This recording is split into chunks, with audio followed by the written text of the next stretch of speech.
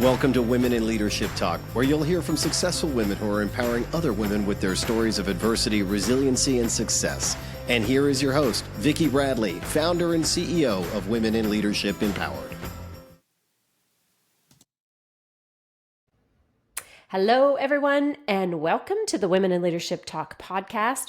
Thanks so much for joining in today. We have a wonderful guest. We're going to be talking about beauty. We're going to be talking about digital media, how to build an empire of digital media. And I'm thrilled to welcome Minu Clark to join us on the podcast today. Minu, thanks so much for being here.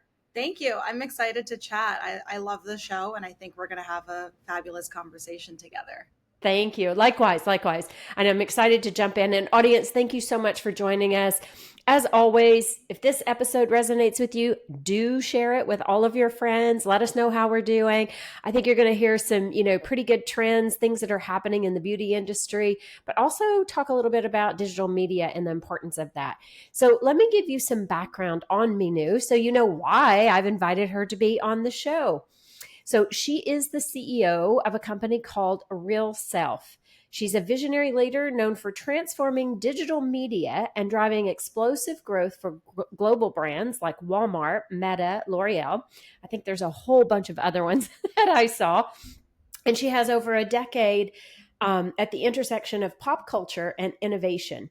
She blends trend-savvy creativity with data-driven strategy to deliver breakthrough results. From leading viral campaigns to pioneering AI, everybody's favorite topic right now, and e-commerce initiatives.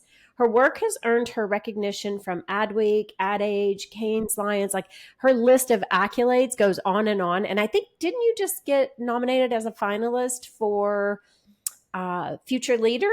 Yes, I did. Which is amazing. So this woman has like more accolades than I can even count.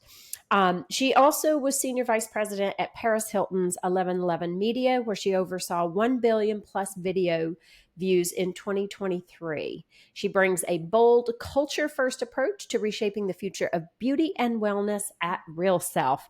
So, I mean, Minu, like, you have like such a just incredible background. And I can't wait to hear like, what led you on this journey of digital media and now, moving into the beauty industry? Because, I mean, that in itself is like a crazy, fascinating world. Totally.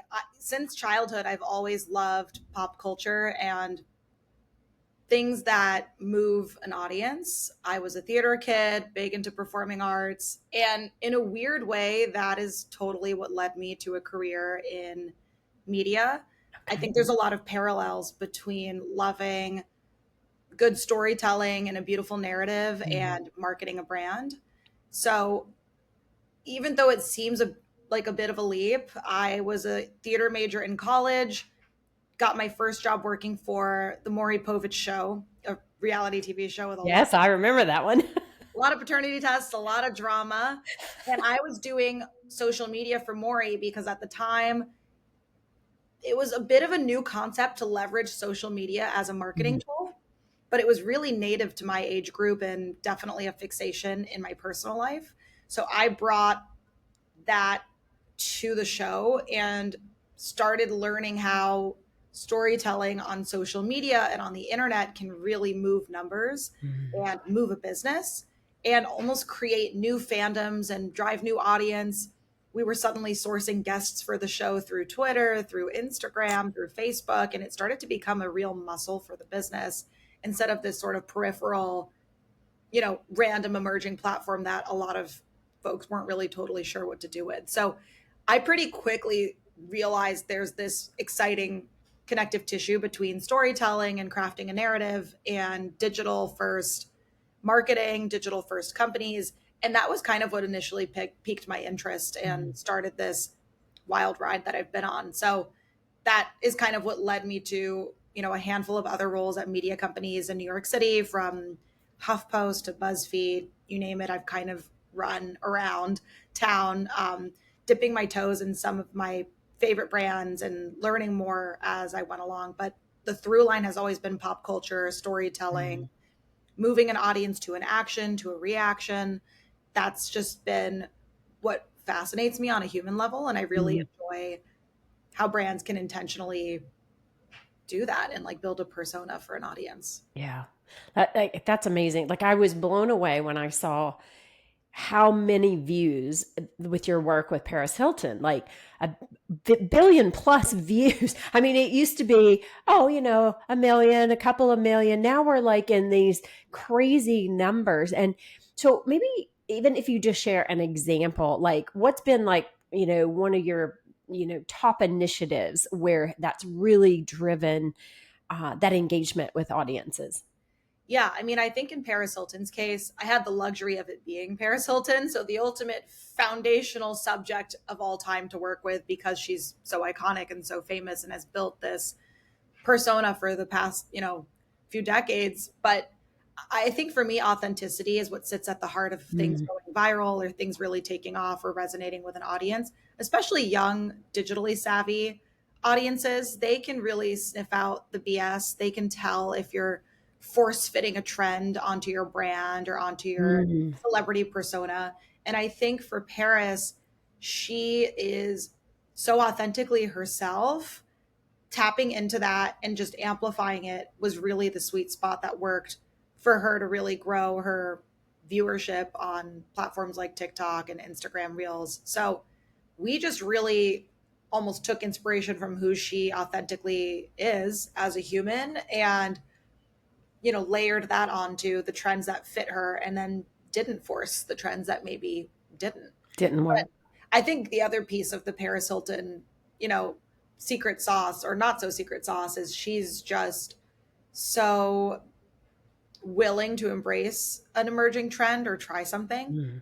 She herself is definitely not just an enthusiast of emerging platforms and innovation and everything from the metaverse, Web3, AI, you name it. Paris Hilton loves to be at the forefront of things and oftentimes even has ideas for things before there's the technology that exists to support them. So Amazing.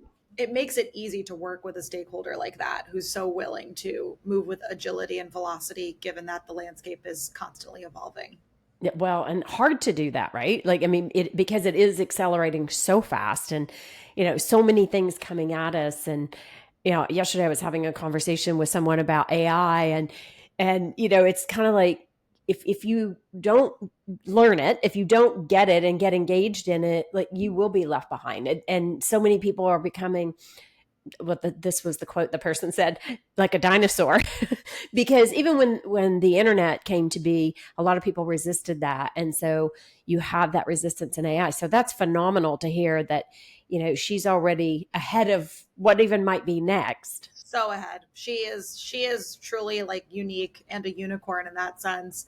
But I think the resistance to AI or even the struggle to totally grasp how to leverage it for a business or for creativity or for even just working more efficiently, it does remind me of the resistance of social media being a key piece of marketing or the influencer and creator economy being a key piece of marketing. Those always had resistance initially too, and still honestly have a ways to go in terms of how much more they can be leveraged and embraced across the board. So I think AI is going to have the same sort of journey where it'll be met with some resistance, but those who are early adopters who understand it well are going to get really far ahead really Yeah. quickly. And fast. Yeah, no kidding.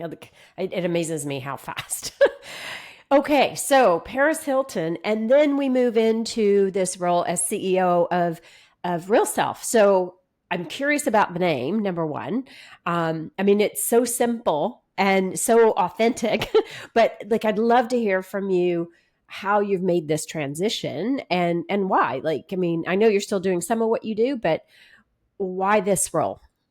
Totally. I mean, it's not easy to leave a Paris Hilton job. I will warn anyone if they've ever even met her, you kind of gravitate towards staying around her forever. So I think Real Self was very serendipitous for me. I um, was not necessarily looking, to be honest, to leave my Mhm. role. I was thriving and loving all things 1111 Media. I think that team still is one of the best teams in the business, and they're absolutely killing it.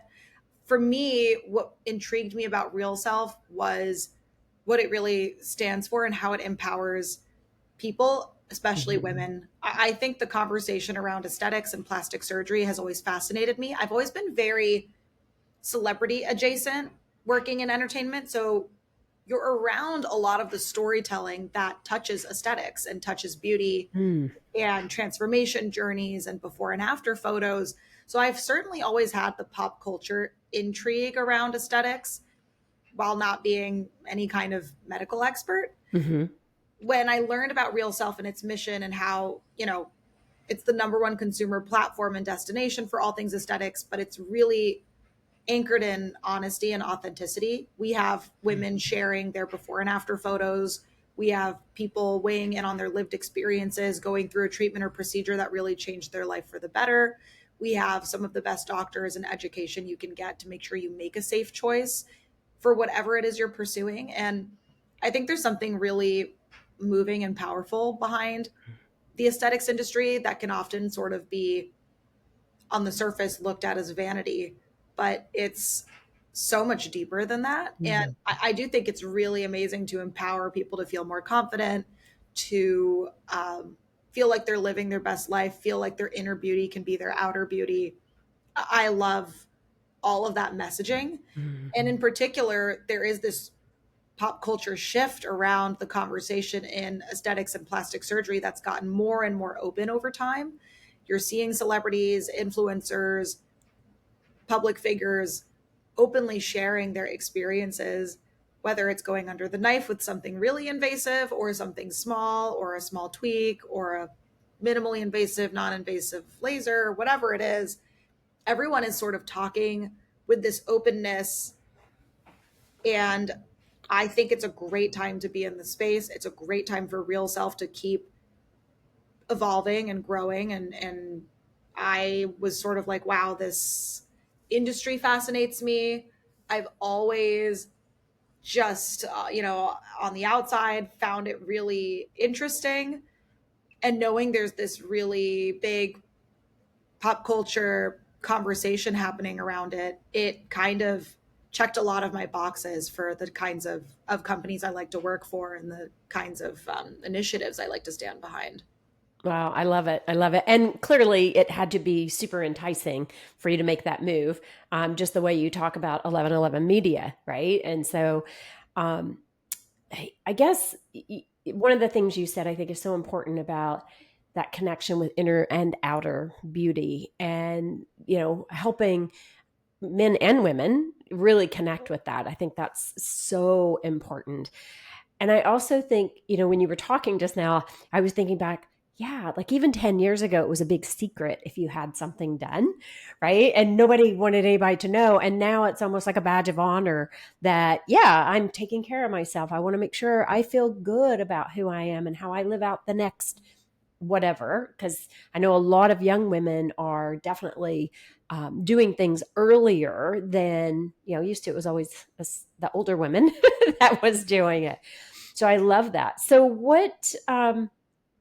how are you utilizing, or what are you doing from a digital perspective, from a media perspective to, really, I would say, put your magic touch on Real Self? Yeah, I think right now we're really big into content first storytelling. We're diving into social media, becoming not a peripheral sort of marketing silo for Real Self, Mm-hmm. which historically it candidly kind of was. Mm-hmm. It's now absolutely a main character in our business. It's how we're connecting with our audience on a deeper level. It's how we're also able to personify our team who absolutely live in the shoes of the consumer and love the space and are enthusiasts and consumers of the space. They have their own treatments and procedures that they're happy to share with our audience and give their firsthand accounts on. We're able to also better amplify our doctors through social media. We have some of the most talented, incredible board certified plastic surgeons on our platform. So we're bringing their expertise to our audience in a new way through social. We've also really just been amplifying our newsletter business. Our owned audience is massive, and it's really impressive to see what Real Self has built with its legacy over the past 2 decades. We, have over 3 million people with all their first party data collected who are true brand loyalists and enthusiasts of the space. So we're creating more editorialized products Okay. to send to them to really tap into trends, pop culture, the ways that the industry is innovating, the ways that brands are launching new products they may want to be interested in. So we're really trying to activate this true modern media flywheel versus just be a website. But on the website side, I will say we are going through a massive rebrand that is going to go live in September, which is really exciting. And it's going to touch our site. It's going to make our website feel more intuitive, feel more aspirational, more exciting. It'll give a little bit of personality to our 20-year-old brand and hopefully breathe some new life into it so that we're not only able to deepen engagement with our legacy audience who's stuck with us all these years, but also attract new consumers, new audience, and find exciting ways to really just deepen that engagement. And just, it's aesthetics. It should feel beautiful and aspirational and exciting and fun, but not too intimidating. It's a very sensitive, interesting, nuanced journey to go on as a consumer. So we want our website to really rise to the occasion and meet them where they're at and speak to them in a language that really feels personable. So big rebrand happening, and then activating a media flywheel structure here. So it's been exciting. Yeah, it sounds like it. And to already have 3 million, like what is your goal? Right? Like that's a lot of consumers that are loyal.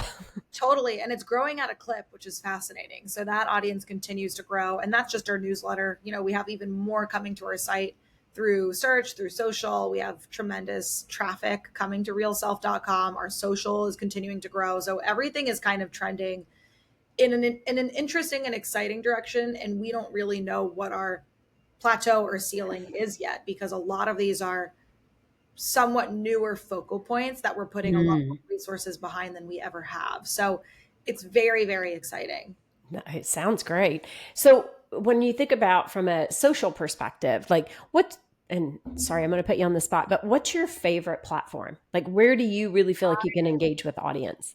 I love TikTok. Okay. We are sort of in the infancy of our foray into TikTok, I should say.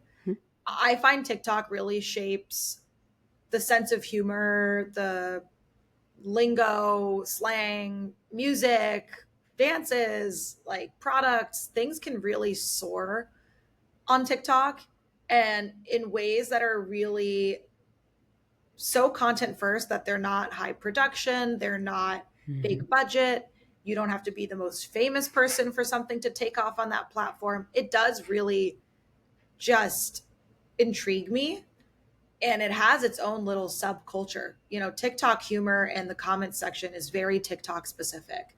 It doesn't carry over to other platforms. And I'm just such a TikTok junkie. Like I can spend hours scrolling, reading the comments, interacting with audiences. I do think it's fascinating. And brands have gotten really good at personifying themselves on TikTok. You see brands like Spirit Airlines or the Empire State Building is hysterical on TikTok, or Duolingo. Everyone's really popular and into their owls persona and what they've built. It gives brands a little bit more of a playful, low production, personable touch point, which I find really interesting. And it taps into a sense of humor that I think just restores my faith in humanity. I love. Oh, love that. People are funny. Humans are funny, brands are funny. And so TikTok lends itself well to that. So personally, I love TikTok. I think for Real Self right now, we're in a bit of a love affair with Instagram. That's what's really showing us love back. It's where we're growing the most. It's where we're seeing unbelievable engagement. We're going viral at a high frequency there. And we've really just been growing that organically. So it's super exciting. The sky is the limit, and who knows what the next TikTok or next Instagram will be. I feel like there's always some emerging platform somewhere that's ramping up. So we'll keep dabbling everywhere. Love it. Love it. That's awesome. Yeah. And TikTok is, there's been so much controversy and it just keeps coming right along. It has a life of its own for sure. So let's talk a little bit about some of the trends, right? From celebrity trends, you talked about earlier, a little bit about that, but even socially, like what are you seeing that's helping to shape the aesthetic industry? I mean, this is like a massive, probably we're over $1 trillion now in beauty, but what's shaping what's happening? On the consumer side, I think the technology has evolved and gotten so impressive that some of the most interesting procedures that are your first sort of touch point with aesthetics are not all that invasive anymore. You can really Mm. fine tune and tweak an appearance with minimally invasive and non invasive procedures and treatments and make a world of difference. Mm. So I find there's a big viral growing conversation on the internet with a much younger demographic than we probably would have thought back when Real Self was founded 20 years ago. And they're talking about, tiny treatments that have no downtime and a really low pain threshold, if any, that are way more affordable. And I think that's what's really interesting. There's an earlier gateway into aesthetics, and it's all about facial balancing and facial symmetry. I think that is becoming increasingly popular and very impactful when it's done well, and it's very attainable. It's not invasive, it's not painful. So I think there's a growing interest in what can I get done with no downtime, with no pain, with not Mm. the world's biggest budget, with maybe not even like permanent results. So I don't feel like I'm making the highest stakes decision of all time. Mm-hmm. And I think that's what's really bringing younger demographics into doctor's offices and med spas, because it feels a little bit less serious because it's not permanent, painful downtime. Scary. Well, and I think the technologies that are coming out of the industry are just unbelievable. You're seeing, micro needling with laser frequency, and you're seeing like all these different ways to really feel like your best self. And it's Mm. stuff that I feel maybe more people should know about, honestly, because it is really fascinating how all these brands are innovating and coming up with new launches and products that really are just impressive with the results they can deliver. Yeah. Well, it's true. Like I had a mastermind group on Friday. We were wrapping up our year end and we did a spa day. And the conversations were fascinating because we started talking about this. And I'm trying to remember what one of the younger too, tincture, is that right? Tink, I can't remember now what she called it. Let me see. I have it in my notes. But it was fascinating because definitely she was younger and she was like, Tixel. Have you heard of that? No. So it's more extreme than microneedling, and the intensity grows as you do it, but you have to do like 3 treatments. But young woman, beautiful, gorgeous skin, and she was like, this is my new thing, I love it. But all the women were sharing like, these are the things we want to do to stay younger looking.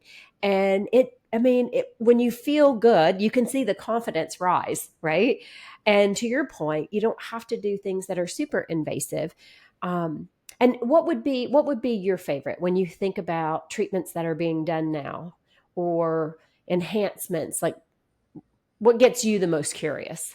I mean, I think the micro needling with radio frequency is super interesting because it does a lot of things in one. It can really help with fine lines, but it can also help with melasma or sunspots. It could help with Mm. scarring. It could help with tightening your skin. So it's a lot of things happening with this one treatment. I find that really fascinating.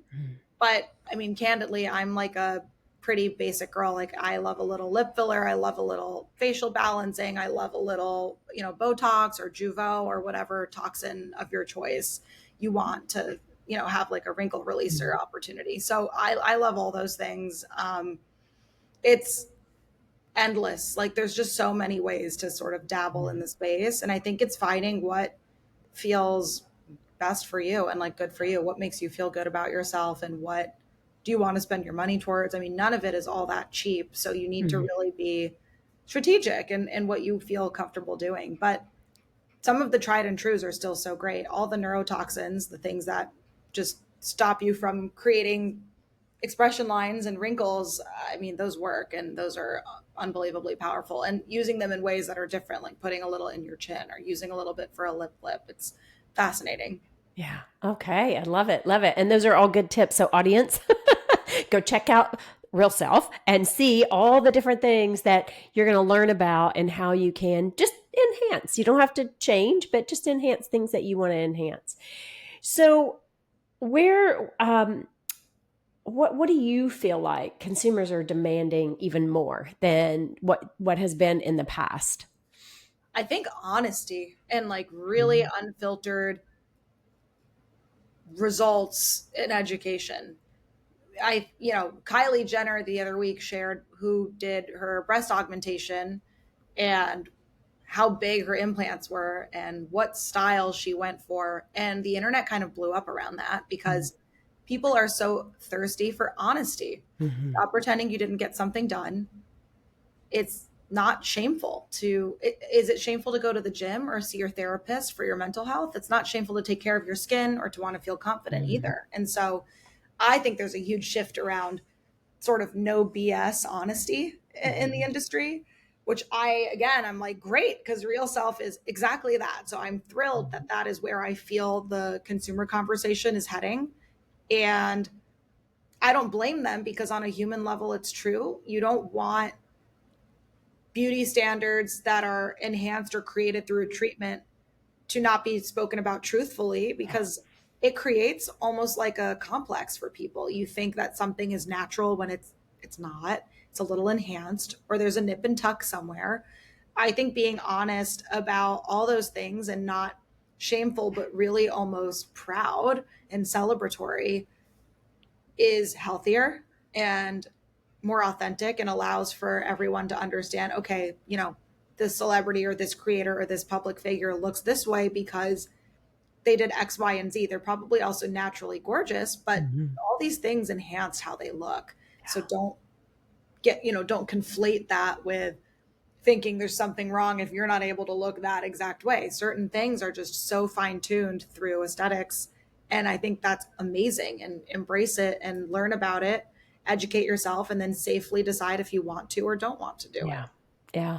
Well, and what you just said there is so important with the truth telling, the honesty, because, trust is probably at an all-time low in our world. And so the more honest those conversations become, the more people start to trust again. Right. And I think that's a really important aspect of humanity is that, yes, you know something's changed, something's happened.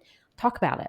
Talk about it. Talk about why you did it if you want to, right? Like, that's great. Kylie Jenner came out and, here's what I've done and why I've done it. Yeah.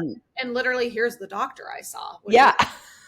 which was also fascinating in that he wasn't necessarily like the world's biggest surgeon for that, but he is a fantastic board certified plastic surgeon. So I love people dispelling these misconceptions around aesthetics. And she was so not only honest, but I think just celebratory and being like a girl's girl. It's great.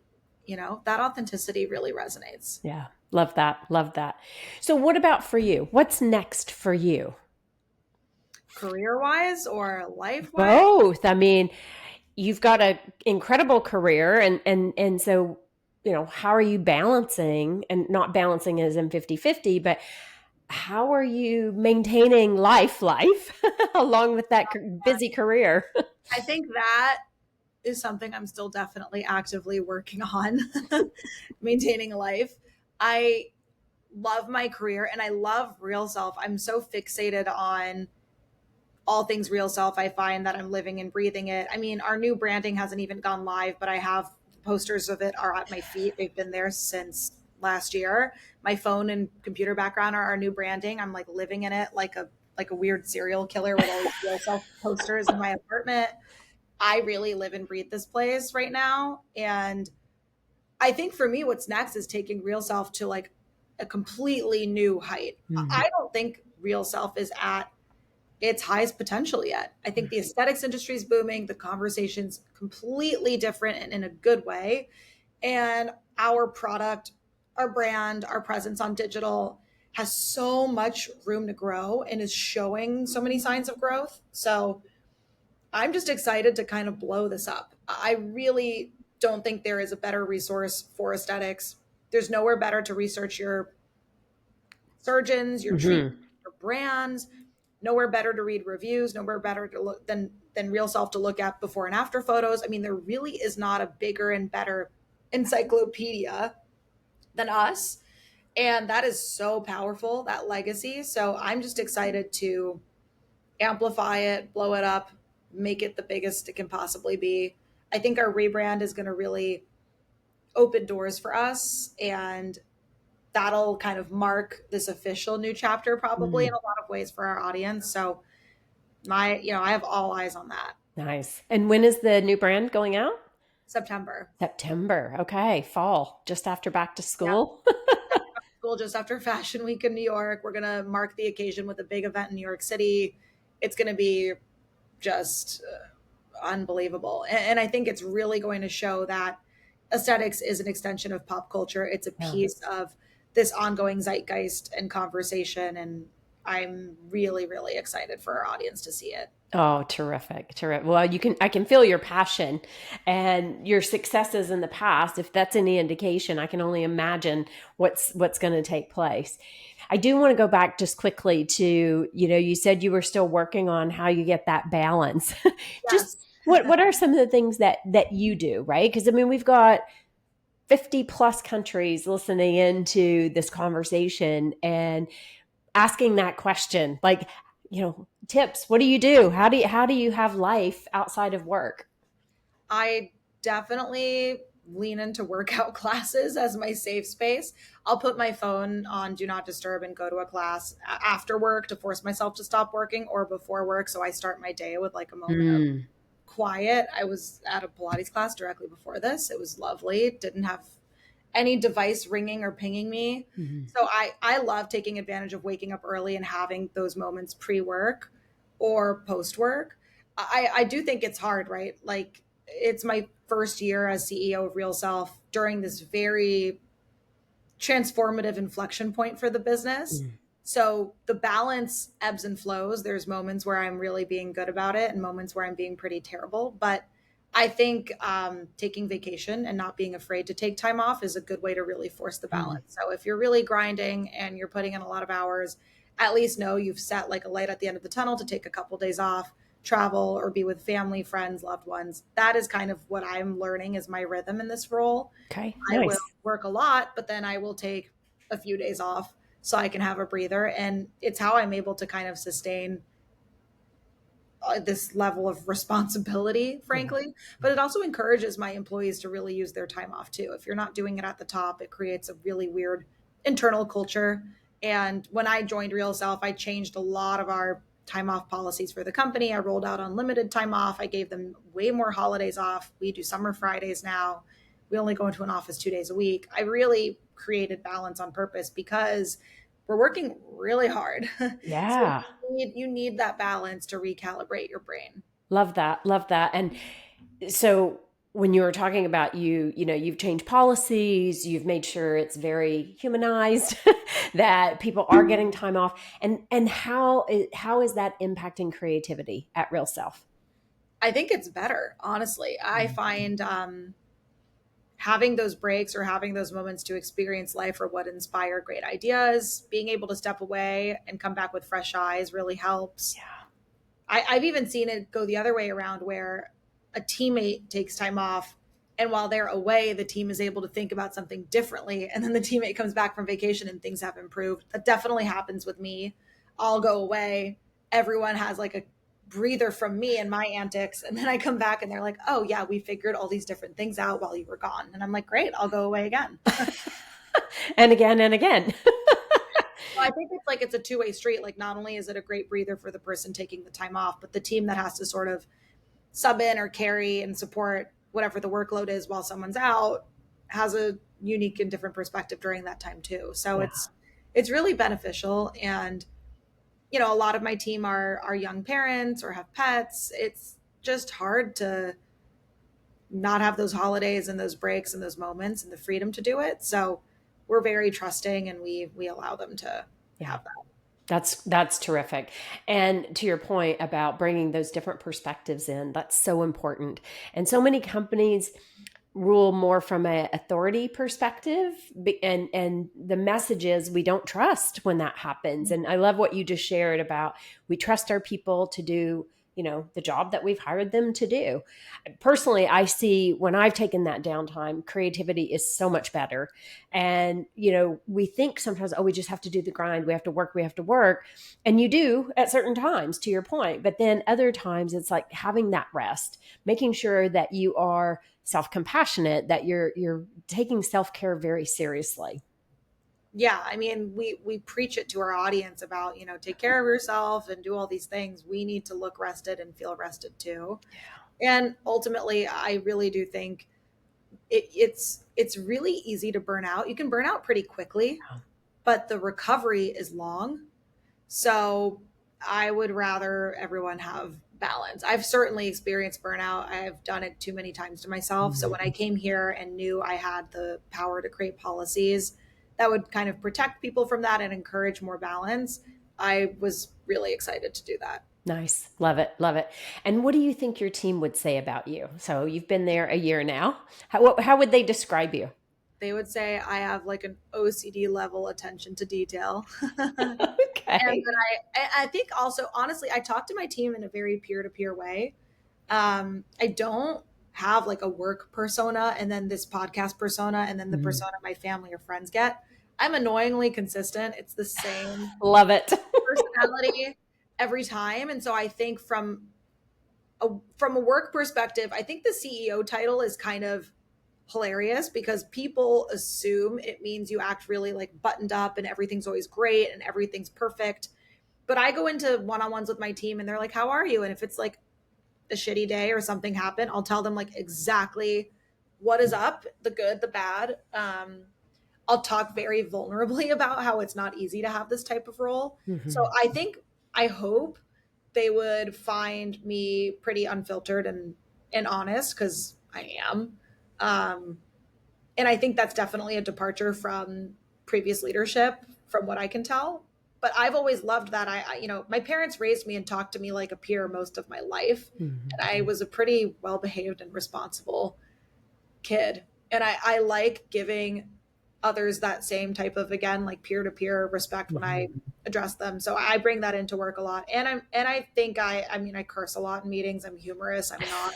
I'm not formal as a personality. I'm not um, hierarchical. We sit in a communal setting in our office, and I was sitting next to our interns who are college kids yesterday. I mean, there's no real overly formal, like corporate ladder feeling with me. Nice. I find it kind of waste time and it doesn't change anything, and everyone is smart. So why make people feel different based off Mm. title or age or experience? I just find that kind of, I don't know. That's a great way to lead. A great way to lead. And well done. Keep it up. Nice to get to do it. I mean, you kind of cherry pick over the course of your career the leaders you've loved and the things they've Mhm. done that you've loved. And so that's what I've done. I've just gathered the little things I've really enjoyed and kind of, now that I'm in a position of power to implement them, it's very freeing and fun to say, hey, I'm going to be this type of CEO. I'm going to sit with the interns. I'm going to roll out summer Fridays. I'm going to do this. Like, it's kind of nice to just mold a culture in a way that you feel is positive. Yeah.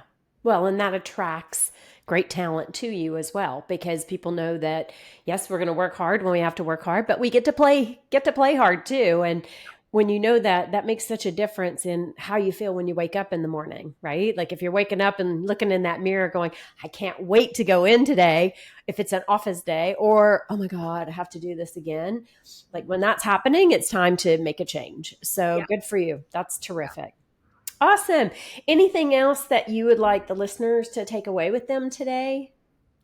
I mean, I think definitely setting aside ego and how you lead or behave on a team would be like my biggest takeaway of all time. My whole career, especially as a woman, I think there can sometimes be a misconception you need to be really competitive or tough Mhm. in order to show your authority or expertise. I very stubbornly continued to just be myself and friendly, regardless of what I had to gain from the person I'm being friendly with, just being friendly to be friendly.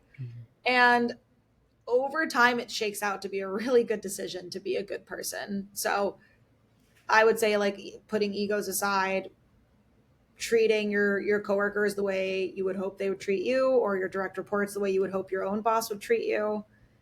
I've carried that. I've probably done things that I should improve, and I'm learning. I'm not like perfect or preaching that, I'm flawless, but I would take that away. I think it makes a world of difference because people hire not just smart people, but people they want to work with. Yeah. Yeah, exactly. Exactly. I was working with a client the other day, and he was going into an interview, and I said to him, he goes, Vicki, like, give me that one thing you think I should do. And I said, be yourself, build a connection, because people buy or work with people they know, like, and trust. Mm-hmm. And I said, if you can do that, you're going to walk away from that interview making a new friend, making a connection, possibly a new job, right? But just be you, because you're eventually going to show up as you. So I love that you said, I'm annoyingly consistent. More people need to do that. Yeah, I'm very on brand. Like, there is I don't even know how people, I admire people who can be really formal and put together, but I have this personality, and it is the one that I have as my vessel in every room. Like, my doorman sees the same flavor of me as my team, as my board, as my mom. It's the same. Nice. But I do find that authenticity builds a lot of trust, because then your employee will 100%. Also authentically show up as themselves, and they'll feel a lot more comfortable. Yeah, no, 100%. I say to my son often, wherever you go, there you are. Just be you. Be you. That's awesome, Minu. And thank you for being here with us today and sharing your journey. Continue to, you're doing some incredible work, and we wish you great success. When your new brand launches, I'm sure it'll be fabulous. But thank you for taking time with us today. Amazing. Thank you for having me. It's our pleasure. And before we wrap up things, where can people find you? Definitely follow me on LinkedIn. We post a lot of the fun, exciting things happening at Real Self there. And you can find Real Self everywhere too. Follow us on Instagram, on TikTok, YouTube, name a platform. We're there. We have got it all covered. Yeah, take a look. We're launching some fun things. And I would say, our videos on Instagram are really informative, fun, exciting. We're myth busting celebrity trends. We're showing you the real look under the hood of the aesthetics industry. So it's a really fun platform. Love it. Love it, love it, love it. And we'll put some of that in the show notes so you know where to connect. Oh my gosh, audience, this has been a powerhouse conversation. I know you're probably making notes like crazy. Like, what are you going to go look up first? What new treatments? And do your homework. Go on to Real Self. Check out, all the educational things that they have as well. It'll give you ideas of what would work for you. So thank you all for being here today. Please do leave us a review. Let us know how we did. Let us know what you thought of the conversation, and share this episode with somebody who you think it's going to resonate with. And at Women in Leadership Empowered, if you visit our website, you can take our free leadership quiz, and that'll give you some insight as to how you're showing up as a leader.